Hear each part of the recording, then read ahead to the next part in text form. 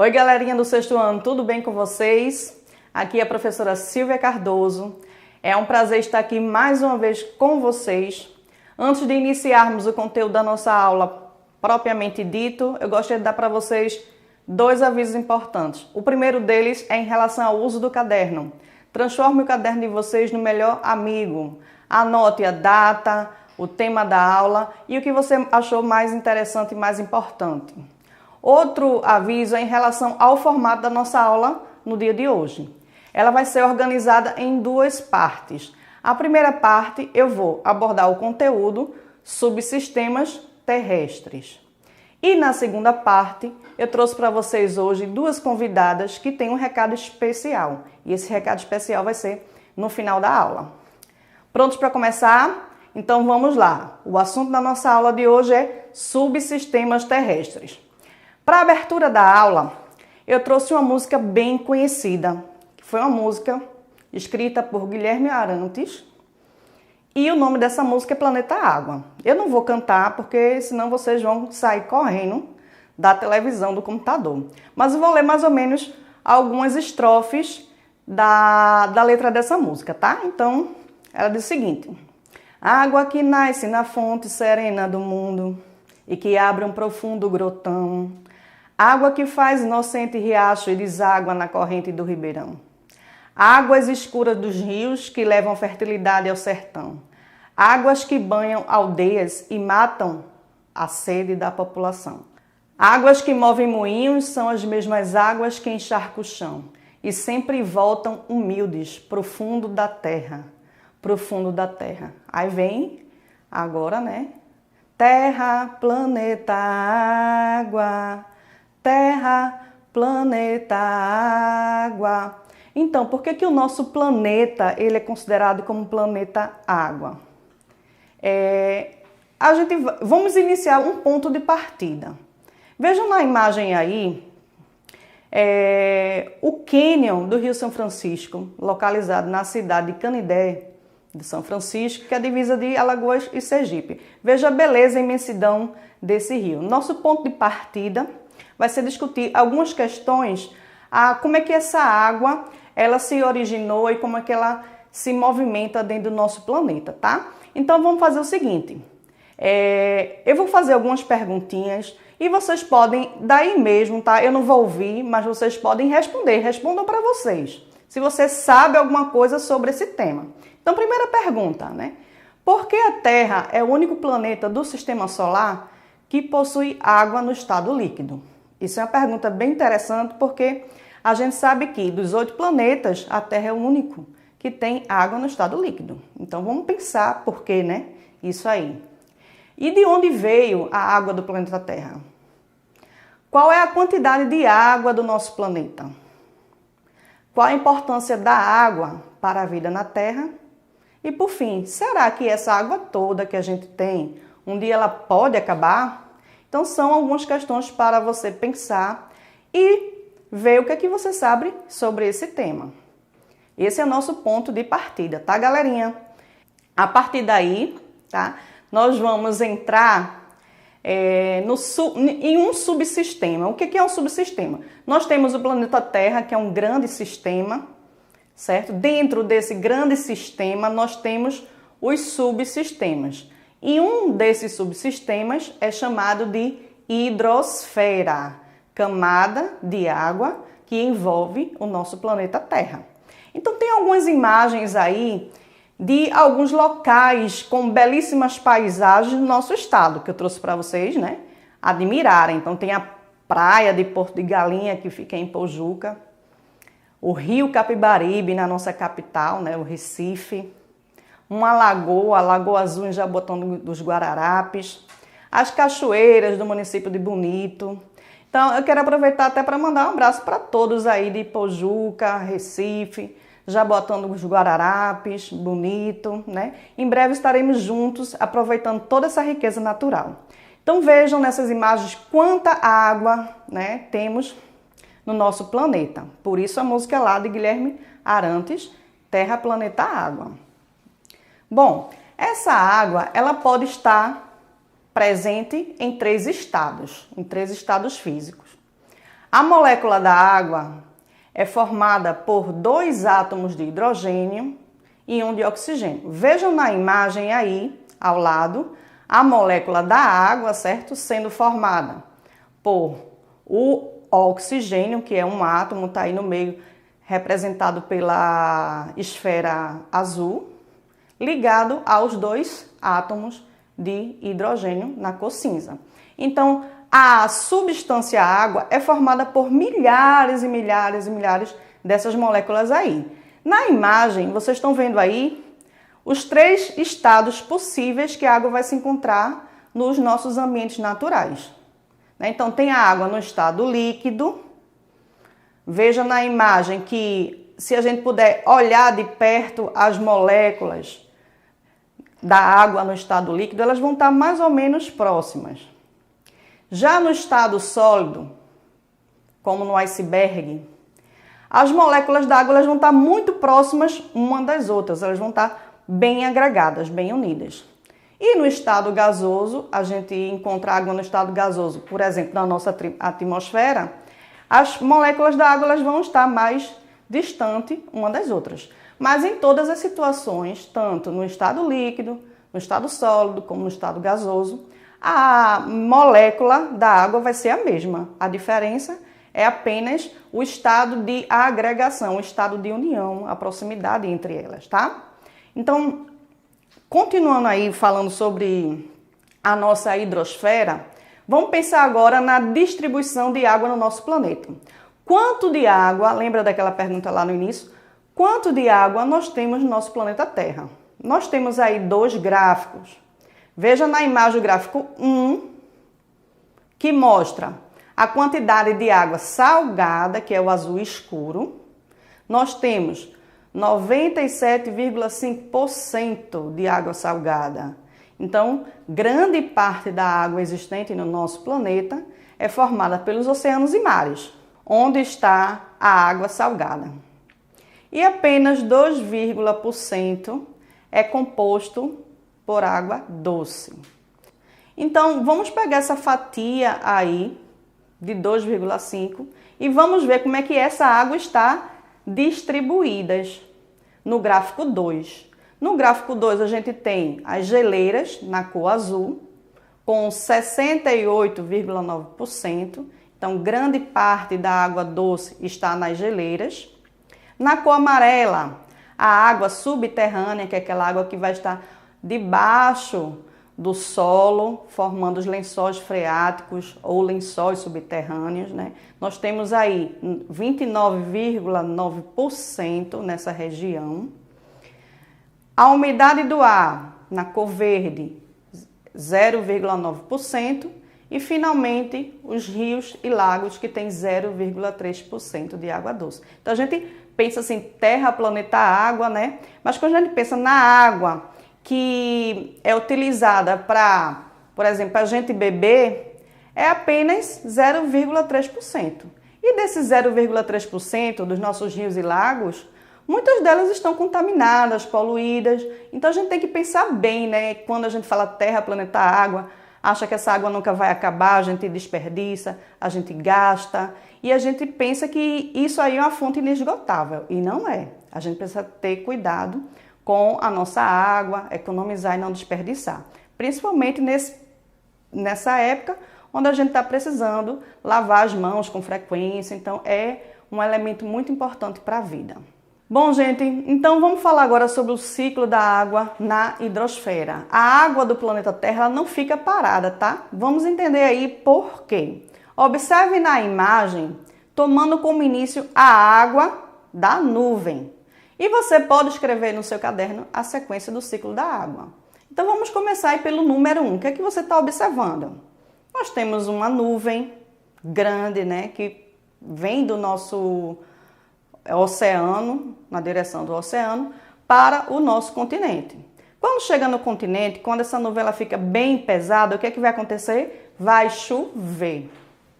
A água vai pesar e vai chover, vai molhar as nossas plantas, encharcar o solo e por aí em diante. Ela vai seguir até o ponto 2.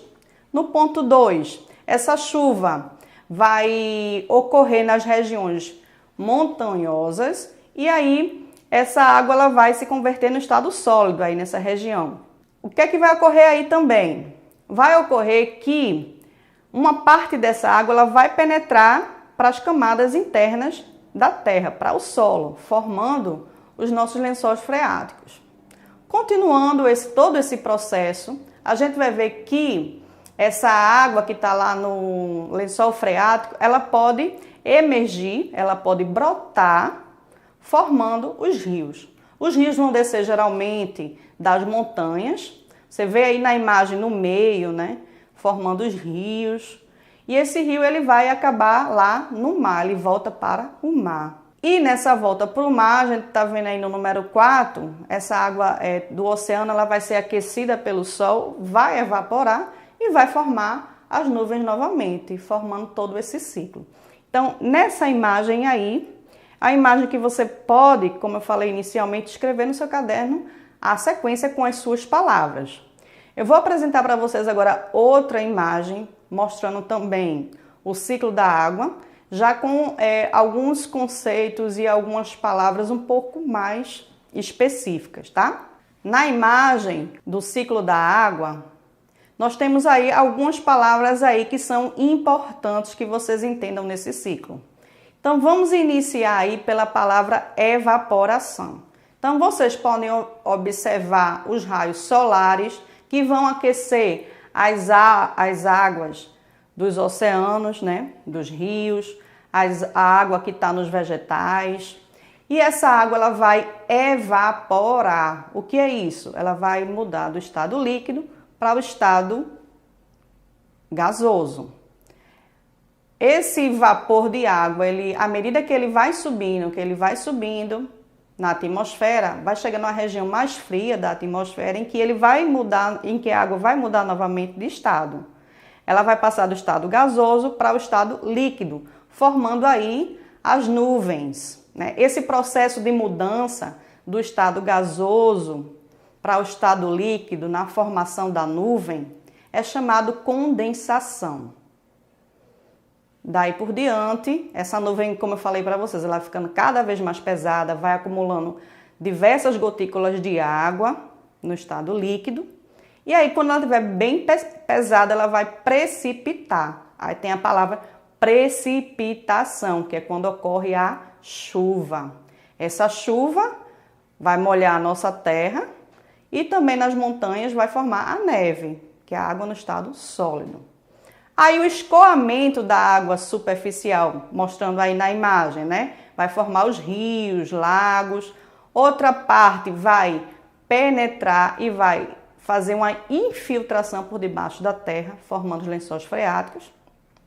E tudo isso depois vai voltar, vai compor o nosso oceano, certo? Então daí continua o ciclo novamente. Bom, eu queria falar um pouquinho sobre um dos lençóis freáticos mais importantes do nosso país, que é uma verdadeira riqueza natural, certo? Então, é chamado Aquífero de Guarani, ou Sistema Aquífero do Guarani. Representa a segunda maior fonte de água doce subterrânea do planeta e ocupa uma área de 1,2 milhões de quilômetros quadrados. Então, no nosso país, a gente tem uma riqueza imensa. Nós somos o segundo maior aquífero, né? Que é todo o lençol freático que está ali por debaixo da terra. Em que região fica esse aquífero? A gente observa aí alguns estados brasileiros em que esse aquífero está localizado, né?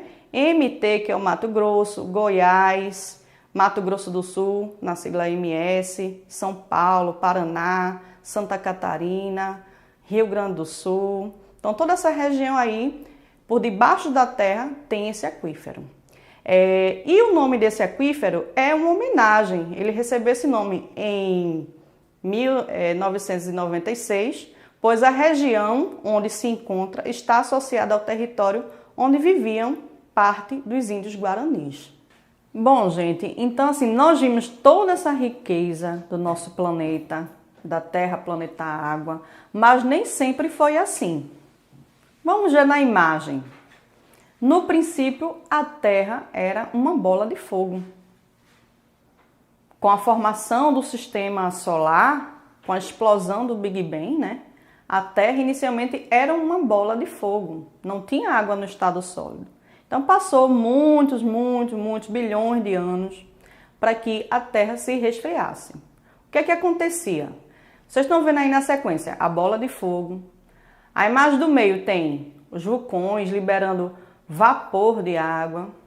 Esse vapor, ele era liberado, ia para a atmosfera, voltava para a Terra no estado líquido e esse processo ele foi se repetindo durante milhões de anos, durante esse processo de resfriamento da crosta terrestre, até ocorrer a formação dos mares. Então veja que é um processo progressivo e que durou bilhões de anos para isso acontecer, tá? Então não é tão fácil assim achar a Terra, planeta, água, a gente tem essa riqueza toda, mas foi um processo que durou bilhões de anos. E da mesma forma que no início não tinha água no estado líquido, a gente pode terminar também sem água suficiente para a sobrevivência dos seres vivos no planeta, porque isso é um processo cíclico. A gente vai ver que, no princípio, com a formação dos mares, foi importante para a origem da vida no planeta.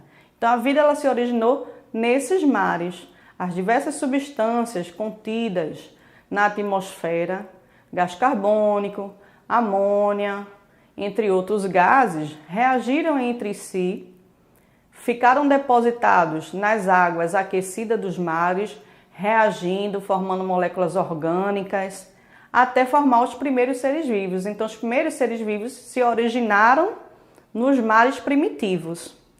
E esse momento é muito importante porque é nesse momento em que os seres vivos formados nessa água fornecem para a atmosfera o gás oxigênio. Então, modifica a composição da atmosfera da Terra primitiva. Antes da existência dos mares, da existência da vida, não tinha gás oxigênio na atmosfera. Depois desse processo, a gente vai ter uma atmosfera com gás oxigênio, que é um gás essencial para a respiração, para a vida, certo? Então, por que eu comecei com a água? A água ela foi importante para a formação da crosta terrestre, que a gente vai ver mais adiante como um subsistema, e também para a composição da atmosfera que a gente tem hoje. Então, na imagem a seguir, nós temos aí o sistema planetário formado pela união de vários subsistemas terrestres. Temos aí a união da hidrosfera, na cor azul. A palavra hidrosfera se refere à parte da esfera composta por água. O prefixo hidro se refere à água. Essa hidrosfera, ela está unida, ela está relacionada a outros subsistemas, chamado de litosfera, na cor amarela aí. Lito quer dizer pedra, ou seja, esfera de pedra, que é a parte rochosa do nosso planeta, né? Vocês devem ter estudado já a crosta terrestre. Unido à hidrosfera e à litosfera, temos o subsistema da atmosfera, que seria a parte da esfera composta por ar. Átimo se refere a ar. E a união desses três subsistemas, hidrosfera, litosfera, atmosfera, vai proporcionar, vai possibilitar a existência da vida no nosso planeta. Então vocês estão vendo aí no centro a palavra biosfera, que corresponde à camada de vida que está presente no nosso planeta Terra, né? O prefixo bio se refere à vida. Toda palavra que tiver bio tem uma relação com a vida. Então vejam que eles não existem separados, eles estão interrelacionados. Um depende do outro para existir. Se a gente mexer em algum desses subsistemas, vai ocorrer um desequilíbrio ambiental, que a gente vai ver o que é que acontece mais a seguir. E aí vamos falar especificamente agora sobre a litosfera, que é a camada de rocha da nossa Terra. Então a gente está vendo aí a camada sólida mais externa do planeta, constituída por rocha e solo. Essa crosta terrestre, essa camada sólida, ela recebe nomes diferentes dependendo da região que ela está. Quando ela está abaixo do mar, ela vai ser chamada de crosta oceânica. Quando ela está na região continental, onde tem as montanhas que vocês estão vendo na imagem, a gente vai chamar de crosta continental. Além dessa crosta, que é a camada mais externa, abaixo da crosta, tanto da oceânica como da continental, tem o manto superior, que seria rocha já no estado já líquido. A união da crosta com o manto superior vai formar o que a gente chama de litosfera. Observe na imagem, mais uma vez, que tem a litosfera oceânica na região dos oceanos e a litosfera continental na região onde tem as montanhas, continentes, as planícies e assim por diante. E aí, uma pergunta que é interessante a gente pensar é como é que ocorreu o processo de formação dessa crosta, especialmente o solo. Então, isso aí também é um processo que leva diversos anos, bilhões de anos para acontecer. Na imagem nós temos a sequência aí com uma rocha mãe. Essa rocha ela vai sofrer a ação de agentes físicos, como por exemplo, variação de temperatura, ação do gelo, ação dos ventos. Tem os agentes biológicos, que são alguns micro-organismos que conseguem habitar essa região de rocha, como líquens, bactérias e musgos, que vão agir sobre essa rocha. E os agentes químicos, como por exemplo, a ação da água da chuva. Então, juntando esses três agentes, a gente vai dizer que esse processo de ação sobre a rocha é chamado de intemperismo. É esse intemperismo que vai fragmentar a rocha. Veja que inicialmente é uma estrutura bem maior. À medida que vai passando o tempo, que vai sofrendo esse intemperismo, aí vai fragmentando, vai formando pedras menores, até formar o grão de areia. E aí se forma o solo. Quando chega nesse estágio, onde temos o solo com pequenos grãos de areia, que a gente vai ver mais adiante também os tipos de solo, tá? À medida que a gente tem esse solo, a gente vai ter as condições suficientes para o crescimento de outros seres vivos mais complexos, como por exemplo, arbustos, árvores de grande porte, animais e assim por diante. Como eu falei para vocês, existem diferentes tipos de solo. Os grãos de areia que compõem esse solo vão apresentar cores diferentes, tamanhos diferentes. Então, em relação à classificação dos solos pela cor, os solos podem ser avermelhados e amarelados, que indica a presença forte do óxido de ferro. Já os solos mais escuros indica forte presença de matéria orgânica. E os solos claros indica a fraca presença ou a ausência de materiais orgânicos. Então é importante você saber disso, por quê? Porque pela cor você pode saber que tipo de vegetal vai ser adequado para plantar em cada um desses solos. Então esse solo, ele pode ser classificado também pela textura, dependendo do tamanho do grão que vai formar esse solo. Então quando o solo é arenoso, a gente vai encontrar uma grande quantidade de grãos de areia, que são partículas menores. Isso vai fazer com que esse solo seja muito poroso, permeável, ou seja, ele absorve uma quantidade grande de água e também ele vai ser pobre em nutrientes. Então, se você pensar aí, esse solo ele seria propício ou não para o plantio? Se ele não guarda água, se ele absorve a água como se fosse uma peneira, a água penetra, mas ele não segura a água. Se ele é pobre em nutrientes, então não é todo vegetal que vai se adaptar a esse tipo de solo. A gente encontra esse tipo de solo, por exemplo, nas praias, né? É um exemplo de um solo arenoso. Já o solo chamado de argiloso, ele é formado por partículas menores que o grão de areia.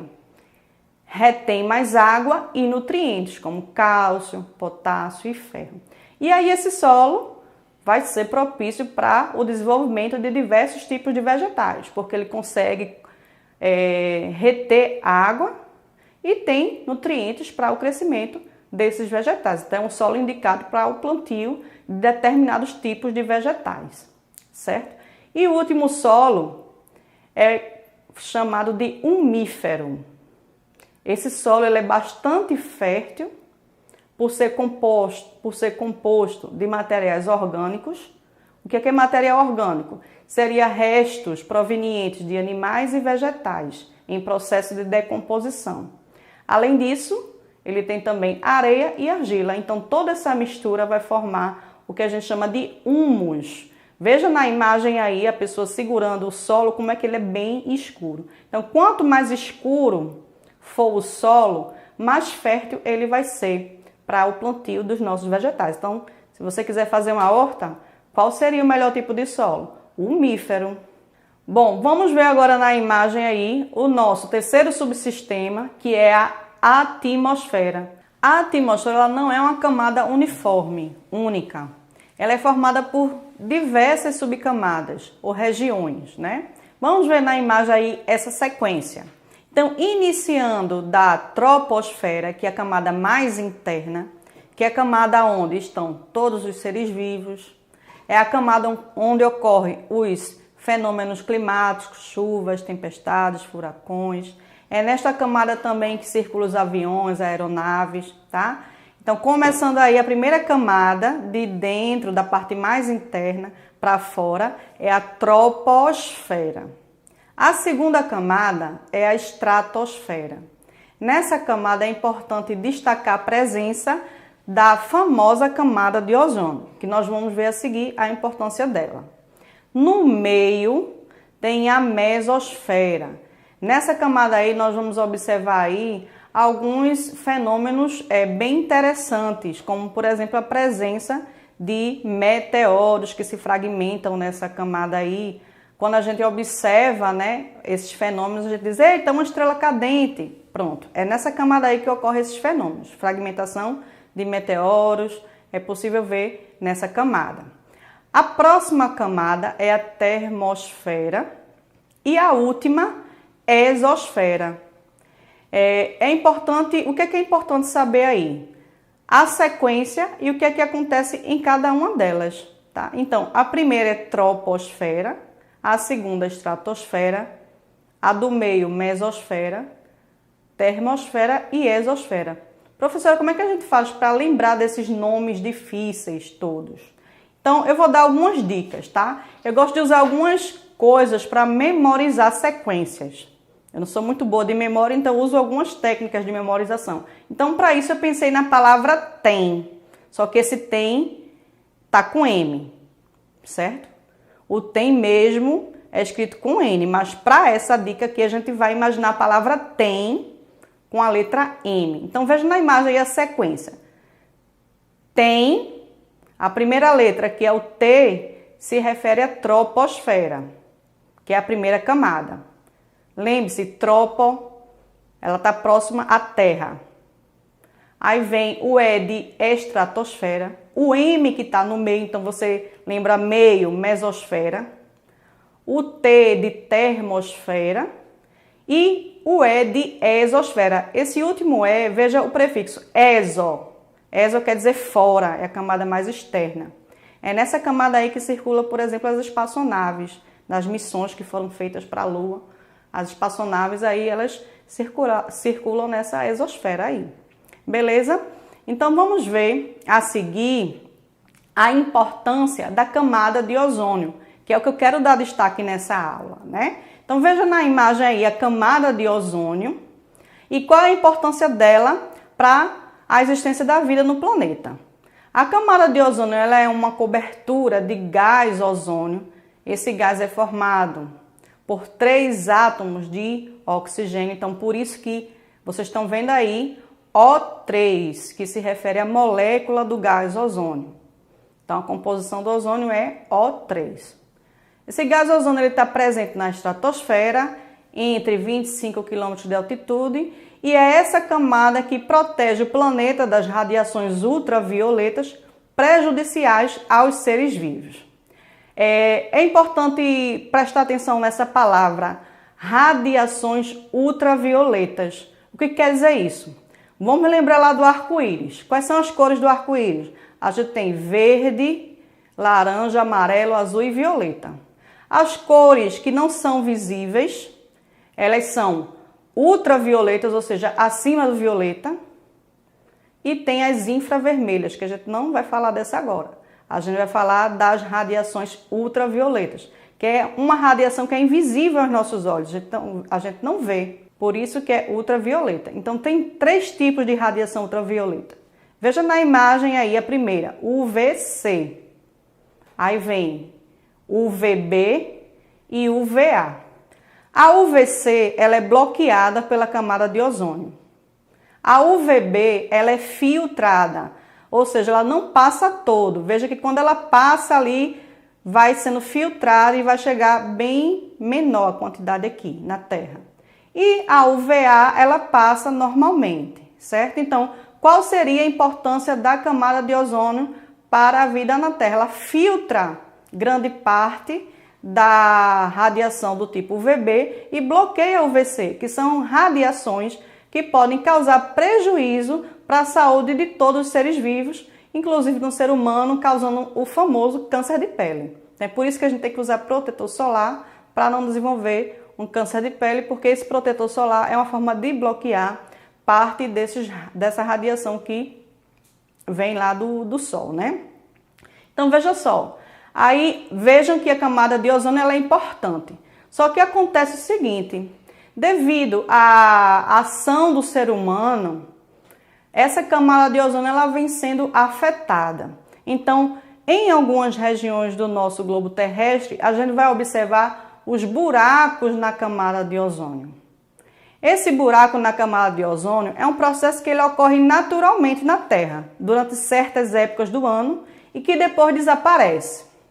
Ele ocorre nas regiões polares do Ártico e Antártida, já que o frio facilita a transformação química dos elementos que reagem com o ozônio. Então, observem aí no globo terrestre, a gente está vendo aí a região do Polo Sul. Veja que tem essa mancha azul, essa mancha de azul está mostrando justamente o buraco da camada de ozônio nessa região aí. Então, em roxo e em azul estão as áreas em que tem menos ozônio, enquanto em amarelo e em vermelho eu acho que tem mais. Esse registro aí é do dia 18 de setembro de 2018. Então, nós tivemos recentemente uma excelente notícia que um dos maiores buracos da camada de ozônio, que fica no Polo Norte, ele fechou. Observe na imagem aí. Nós temos aí 2 situações do globo terrestre. Essa região do Polo Norte, em março de 2020, exatamente no dia 26, essa região azul aí está mostrando o buraco na camada de ozônio. E agora veja a imagem em 26 de abril. No dia 26 de abril de 2020, a gente já não vê mais essa mancha azul. Ou seja, o buraco na camada de ozônio aí nessa região aí fechou. O fechamento no buraco da camada de ozônio é muito importante para a manutenção da vida no planeta, né? O aumento nesse buraco, ele tem sido provocado pela produção exagerada de gases poluentes, como por exemplo o CFC, que é o clorofluorcarbono, utilizado na indústria em geladeiras, freezer, spray aerosol. Só que agora está sendo proibido, não está se usando mais. Então isso está diminuindo, né, a emissão desse gás que prejudica, que provoca o aumento no buraco da camada de ozônio. Então, graças a essas ações que minimizam o impacto no nosso meio ambiente, é que a gente pode evitar problemas como, por exemplo, o aquecimento global, que seria o aumento da temperatura do planeta, e o derretimento das geleiras. Se acontecer o derretimento das geleiras, que problemas, que prejuízos teríamos para a vida? A gente vê aí na imagem um urso polar na geleira aí, e a gente iria prejudicar a vida desses animais, como de muitos outros animais, como também a vida humana. Porque se as geleiras derreter, essa água vai para onde? Ela vai para os oceanos. Vai aumentar o volume dos oceanos. Aumentando o volume dos oceanos, esse volume vai invadir o continente. Então, vai causar diversos prejuízos para todas as formas de vida. Então, é importante que a gente sempre lembre de preservar o meio ambiente. tá, gente? Bom, então a gente chegou no momento da aula agora da gente fazer um grande resumo, um grande apanhado e compreender as inter-relações existentes entre esses subsistemas que a gente estudou. Então, a gente iniciou com o estudo da hidrosfera, depois vimos a litosfera e fechamos com a atmosfera. Esses 3 subsistemas, eles se interrelacionam com todas as formas de vida existentes no planeta. E existe um equilíbrio nessas relações. Vamos ver na imagem agora as relações entre os subsistemas terrestres e como é que isso acontece. Vamos começar aí pela imagem onde tem água. Então vamos ver um exemplo da troca, tá? A água se relacionando com a atmosfera.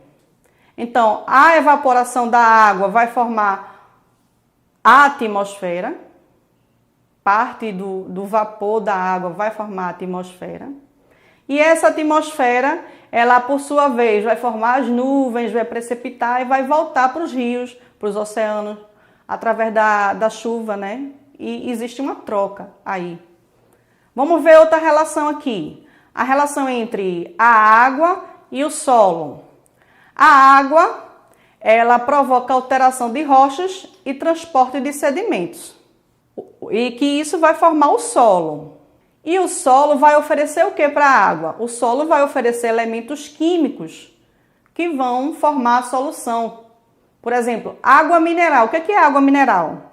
É porque essa água, ela contém, além do H2O, que é a molécula da água, ela contém minerais importantes para a nossa saúde, por exemplo, como cálcio, fósforo, flúor, tem diversos minerais. Esses minerais, eles vêm do solo.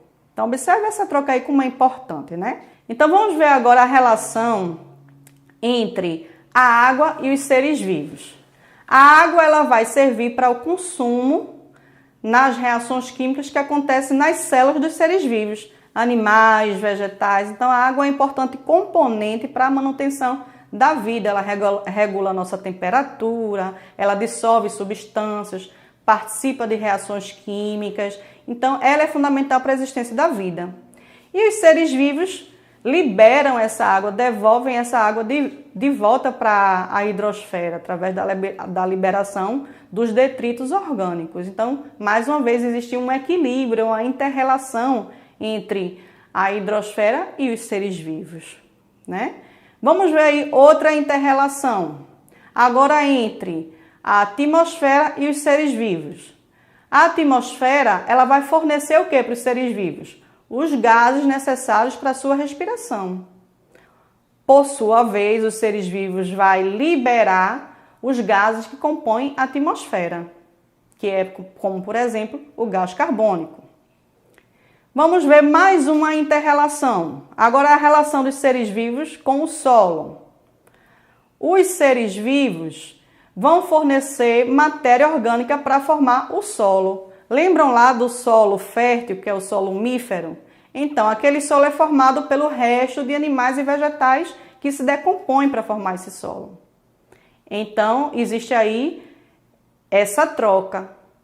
Por sua vez, o solo ele vai fornecer matéria mineral para a sobrevivência dos seres vivos. Cálcio, ferro, fósforo, nitrogênio e tudo mais. O que é importante que vocês saibam? É importante que vocês percebam que essas subcamadas elas estão interrelacionadas, existe um equilíbrio entre elas, né? E se a gente mexer em uma dessas relações, a gente vai provocar um desequilíbrio na vida do planeta. Então, é isso que acontece com a intervenção humana nos subsistemas.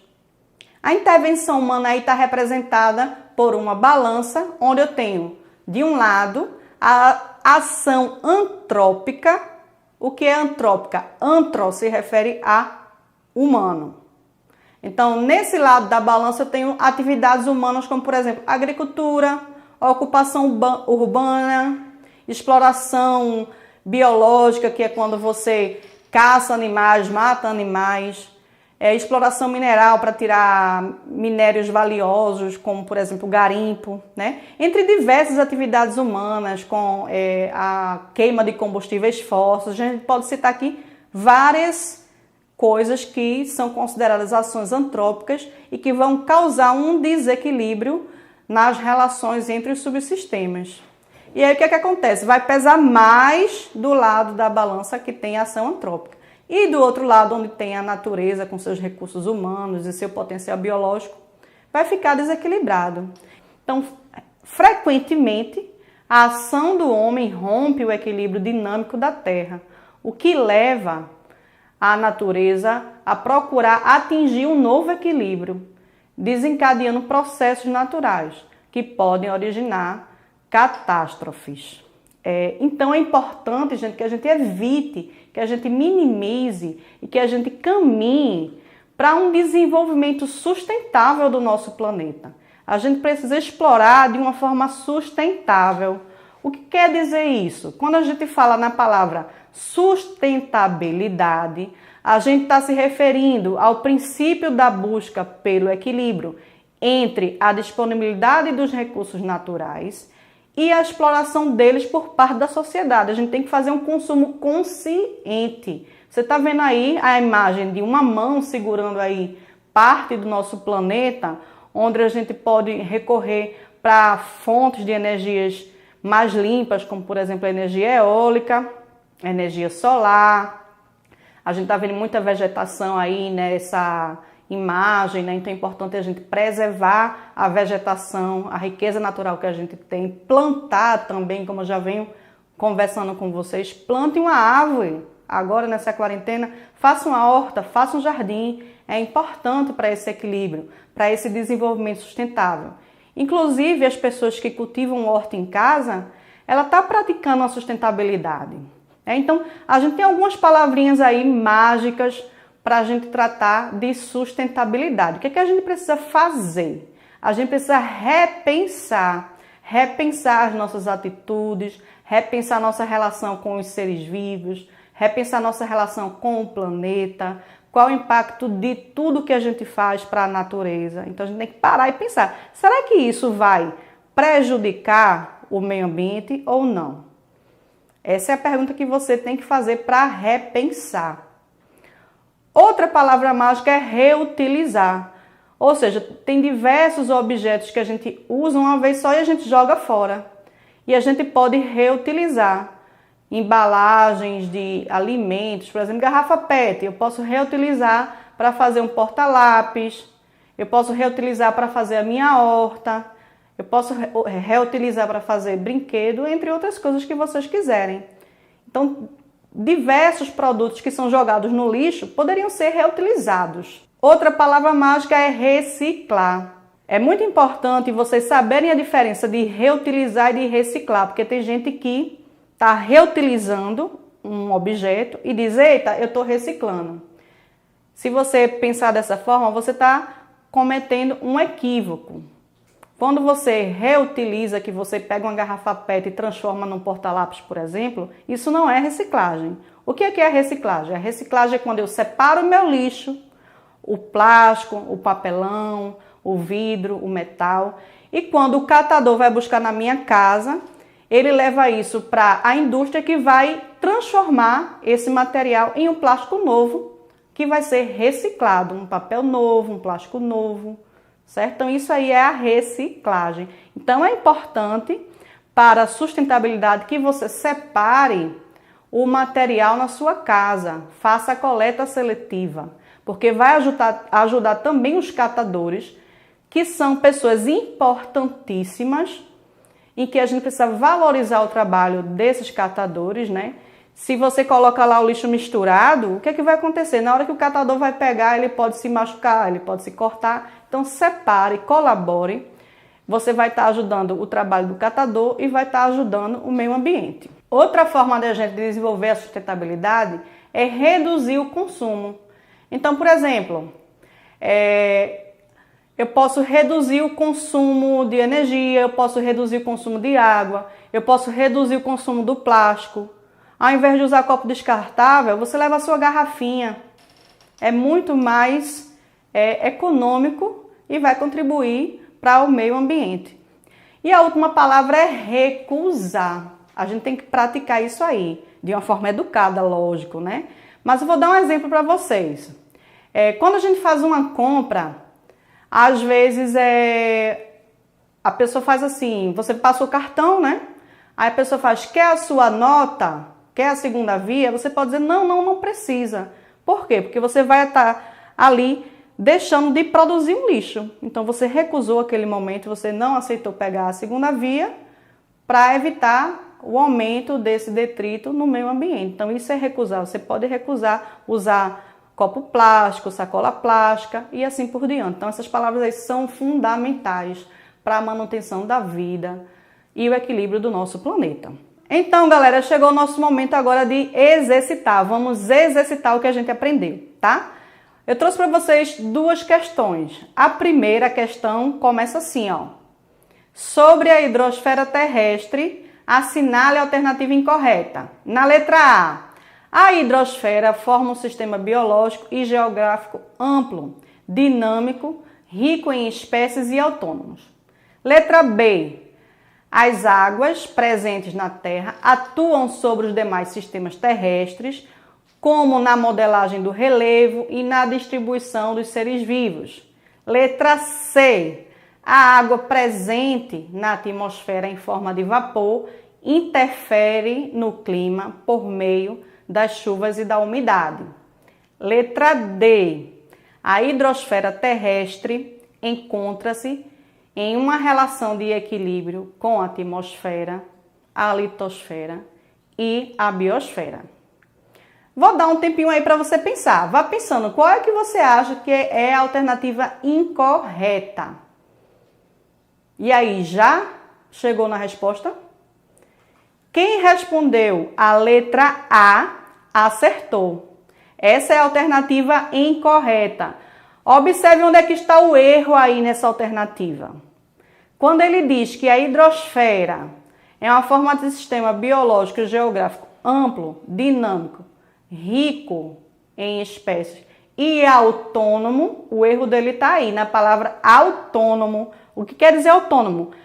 É como se a hidrosfera fosse independente. E a gente viu que nenhum subsistema é independente. Um depende do outro. Existe um equilíbrio entre eles, tá? Tudo bem até aí? Vamos agora para a nossa segunda questão. Os elementos da biosfera estão em pleno equilíbrio, de forma que alterar negativamente um desses vários componentes significa gerar prejuízos para todo o sistema terrestre. Assinale a alternativa que exemplifica essa afirmação.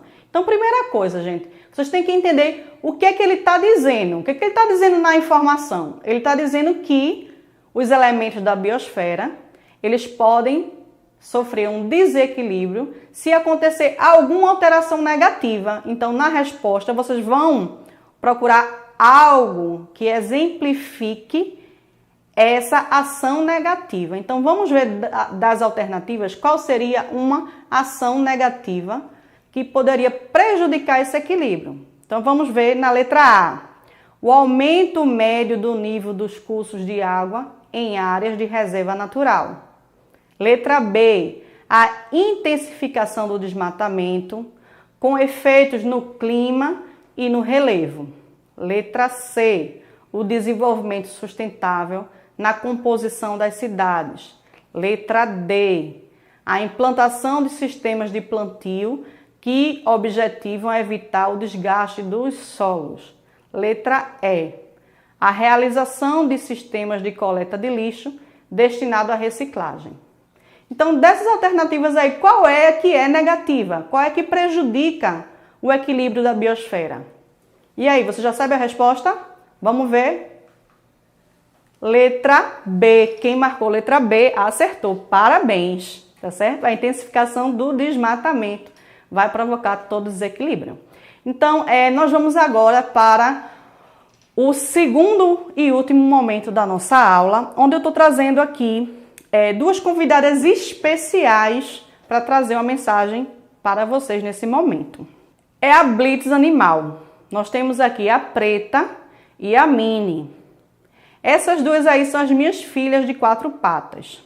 Todas duas foram adotadas, elas viviam na rua, abandonadas, né? Então, uma eu peguei diretamente da rua, que é a Minnie, e a preta eu peguei no mutirão de adoção. Então, são as minhas filhas, elas estão aqui para passar a mensagem para vocês.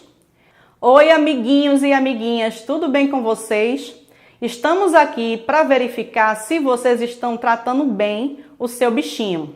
Somos seres sencientes, ou seja, temos a capacidade de sentir dor, medo, alegria, tristeza e até saudade. Assim, temos consciência dos nossos sentimentos.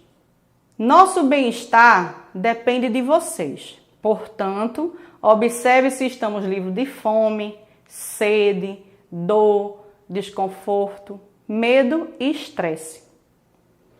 Precisamos ter liberdade para expressar nosso comportamento natural, como cavar, roer, farejar, latir, rasgar e etc. Nós trouxemos aqui nosso coleguinha que infelizmente está preso na corrente e ele vai dizer o seguinte para vocês. A corrente limita meus movimentos, minhas pernas doem de ficar numa só posição. Tenho vontade de correr e andar livremente. Sinto agonia e tristeza de ficar aqui o tempo todo. Então, gente, manter animal preso em corrente por mais de 24 horas é um crime ambiental. A gente não está falando de preservação ambiental, a gente está falando lá da exploração do ser humano. Então, a gente tem que se preocupar com o cuidado que a gente tem tanto dos animais silvestres, como também os animais domésticos. Eles têm que receber um tratamento eficiente, eles têm que ter o bem-estar deles garantido. Então, eu trouxe essa turminha aqui para deixar essa mensagem para vocês. Espero que vocês estejam cuidando bem dos animaizinhos de vocês nesse momento, colocando água, comida, dando muito carinho, amor, porque eles merecem, tá? E aí eu queria finalizar, né, a aula com vocês. Chegou a hora da nossa despedida com uma proposta. Continue seguindo as nossas ações pelo Educa PE Oficial pelo Instagram. E se você quiser mandar lá uma foto do seu animal, do seu bichinho, manda lá e diz que você está assistindo a aula de ciências e aprendeu muitas coisas legais. Até a próxima aula!